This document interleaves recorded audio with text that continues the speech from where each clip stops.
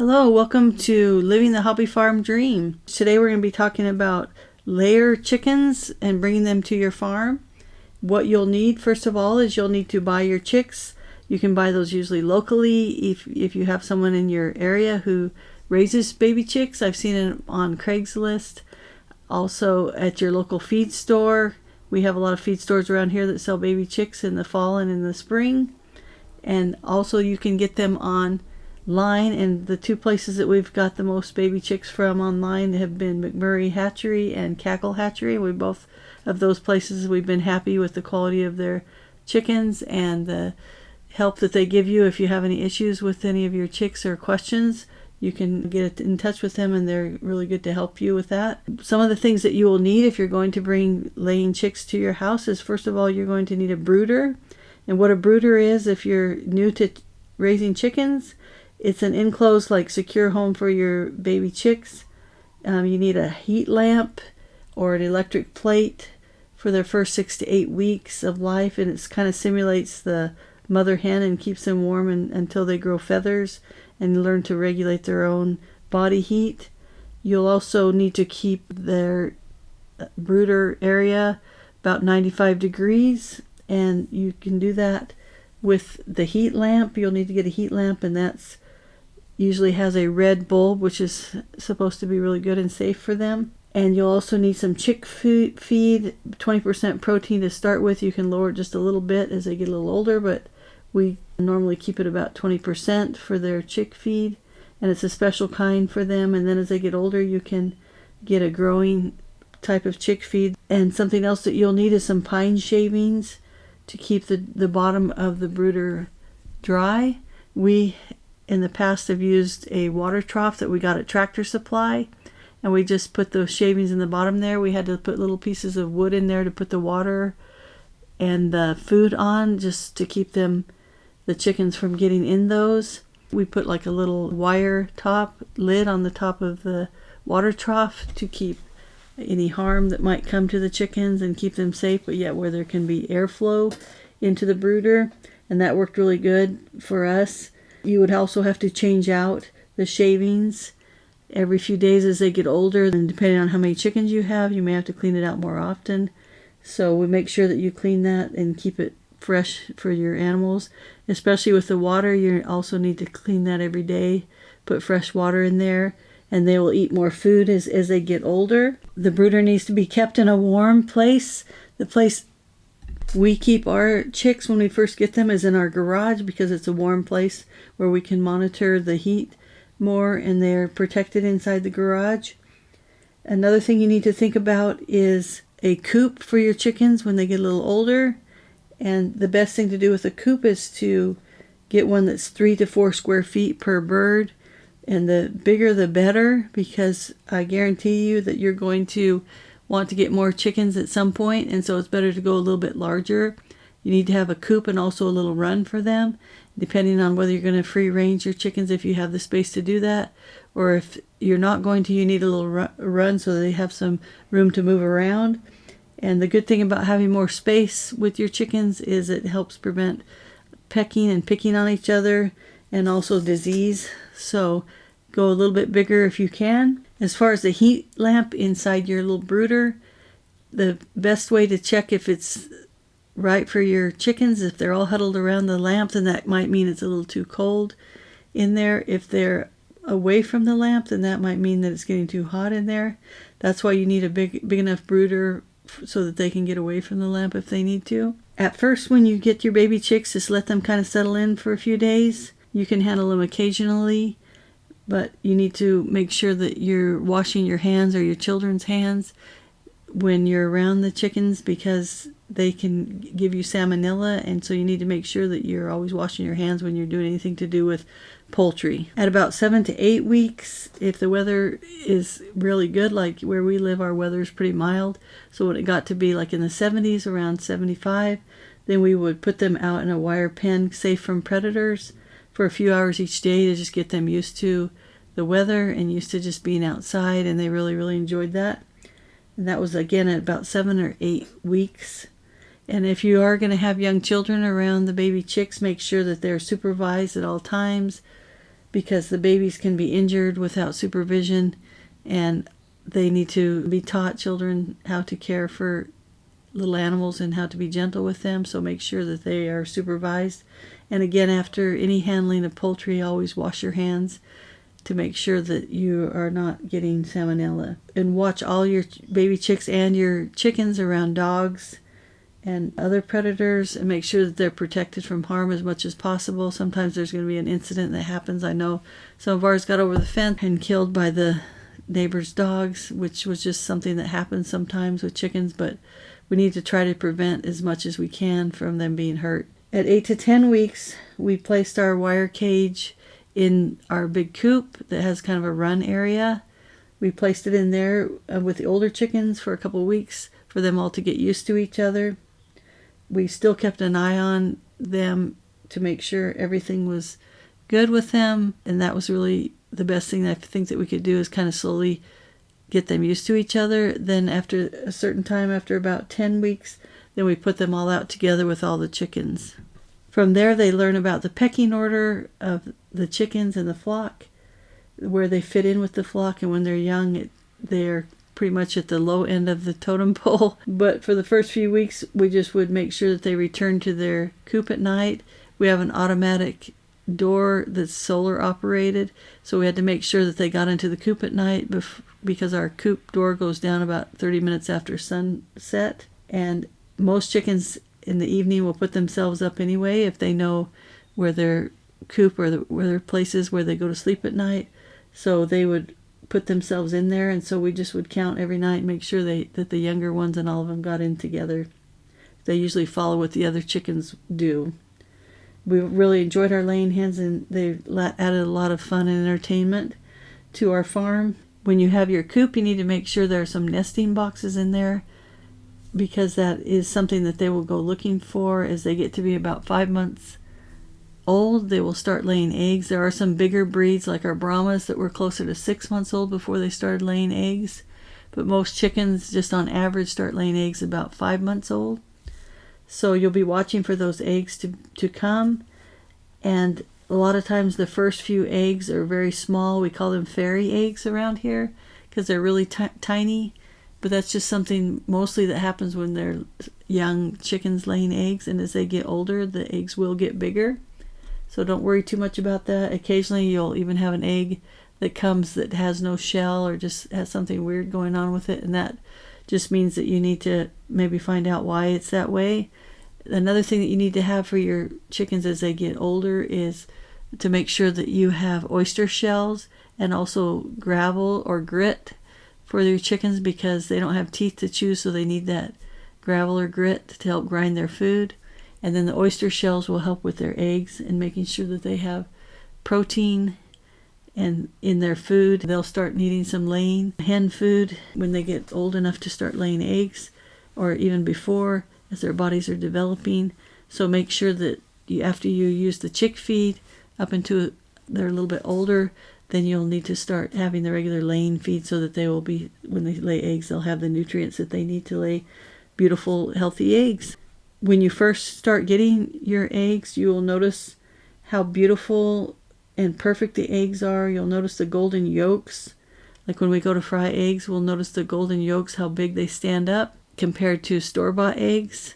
And the reason why they are so yellow and golden is because especially free-range chickens eat a lot of bugs and things that help the color to be that golden pretty color. And we've really enjoyed having a beautiful egg basket with many different colored eggs. We've had chocolate brown eggs, we've had blue eggs, green eggs, we've had white eggs, and we've had light blue, light green. We've had light brown eggs. Most of our chickens lay light brown eggs, but it's fun to try some of the varieties like the Easter eggers and the olive eggers that lay blue or green eggs.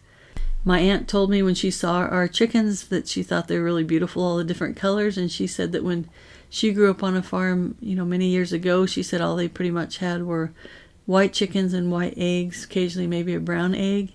And she said that she was amazed at all the many colors of eggs and chickens that you can have now, because back in the 40s, 50s, when my grandparents were raising chickens, they mostly worried about just having chickens for eggs, and they didn't worry about the colors of them like we do some now because of social media and Instagram and all those things. And so it's been kind of fun to have all these different colored eggs. And if you're new to chickens, even if the eggs are colored, no matter what color they are, the eggs are all the same inside, and they all taste delicious, and they're also healthier for you. They have more omega-3s in.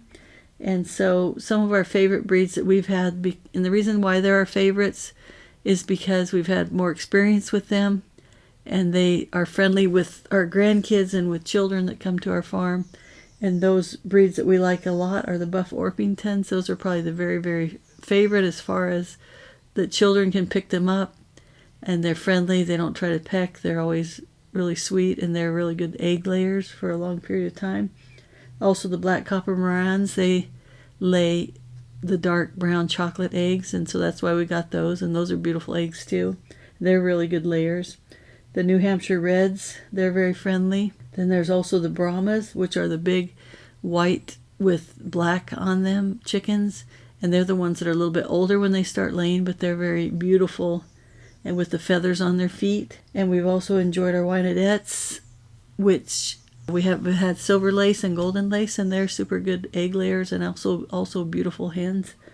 And the Easter eggers and olive eggers, like I said, they lay the beautiful blue and green eggs. They're really fast and really sweet, and a little bit harder to catch because they're so fast, but they also seem to be really hardy and live long lives, and are some of the first out of the chicken coop, some of the first to come when you have treats. And they're really funny to watch. Some of them have the puffy cheeks, and they're really cute chickens. Even before you get chickens, research what kind that you'd like for your farm, depending on what you are wanting. If you want colorful eggs, or if you just want lots of eggs, then you will choose different breeds considering what you want out of your chickens that are laying eggs. Then also, if they're going to be free range or not free range, that's going to make a difference about how big of a coop that you get and how big of a run you have for your chickens, what kind of weather you have where you live. That's going to make a difference. Some chickens do better in the cold, some do better in the heat. And so you need to make sure that you do your research on as far as what kind of laying hens that you would like to get. For us, it was for a hobby farm, and where we live in a mild climate, we wanted ones that would do well in all kinds of weather. In the summer here, where it is kind of warm, we do put up fans, and we also put up misters systems in our coop and also in our other animals in where they live, so that they can be cool. Make sure you have lots of water, fresh water out for them around on your farm or in your coop, and make sure those are filled daily because of the heat. So it just depends on what type of place that you live in and what type of chickens that you will want to have. We do have a large coop and a large run, but we have a little area where they can get out into the pastures where we live. And so we have like 1.25 acres, and so they can go into the backyard. And they do like to free range. They're very happy here. We do have some predators like coyotes and hawks around here, so we do keep an eye out for our chickens. And we did have to recently clip the wings of a few of them that were going into the front yard. And that's what happened when a couple of them went over the neighbor's fence and they were killed by the neighbor's dog. So you have to be aware of some of the things that are around you. I don't feel like it's a cruel thing to clip their wings if it keeps them safe where they need to be. We only clipped one wing because we wanted them to just not be able to get over the fence and get hurt or get in places that they would not be safe. So that's something you may have to think about. It's a really easy process. There's lots of videos on YouTube about it. And also look on there for any other kind of videos about chickens, so you can find out what diseases they get. You can find out how to care for them and things that you can do to help them prevent pecking at each other. Doing the research is what's going to help you be successful with your chickens. Another thing that you can do before you get chickens is to ask people that have had chickens, especially if they've had chickens for a while. They can tell you a lot of things about them. They are considered the gateway farm animal to homesteading and to living on a farm because they don't take as much money as bigger animals, and they are easy to take care of. We kept track for 1 year and figured out that it was about $720 a year for our chicken laying feed and for the chicken scratch that we give them during the day also that has the pellets and corn and sunflower seeds in it. We do also buy some pine shaving beddings for the coop area, and then we just use hay that we are buying for our horse and our sheep and put that in the nesting boxes. So that's the cost of the hay and the shavings and the food all together. Chicken poop is also a great fertilizer. It fertilizes your yard, and you can use it in your garden. It has a lot of nitrogen in it, which is really, really good. And so it's something that you can use on your farm. If that's what you're looking for, you can buy it at the store in the pellet form, or you can use what you get in the coop to use in your garden. It's supposed to be really, really good for everything that you grow. We are still working here on getting some more fencing to keep the chickens in, because they do come sometimes up on your porch, and because they don't have control when they poop, you get a lot of chicken poop on your porch and maybe places that you don't want it. So that's something to think about too, is that they may need an area that to keep them away from your porch or places that you don't want them to poop. They will go just about anywhere. They'll go up on your porch, up on your tables or chairs, things that you have on your porch. I do want to say that our chickens are probably some of my favorite animals that we've ever had on our farm. I really, really like them. They're interesting to watch. They're very comical and entertaining on your farm. They're a great addition, I think, to your farm, and especially because they give you something. They go around your yard and they eat the bugs for you. We have scorpions sometimes here where we live, and they eat scorpions because they can eat pretty much anything. You can feed them things like jalapeno peppers. You can feed them in all those kind of things that are good for them and help keep them healthy. They eat table scraps, anything that you're not eating, and they help you to not throw out so much garbage. You can give them table scraps as far as vegetables, fruits, and like I said, jalapenos.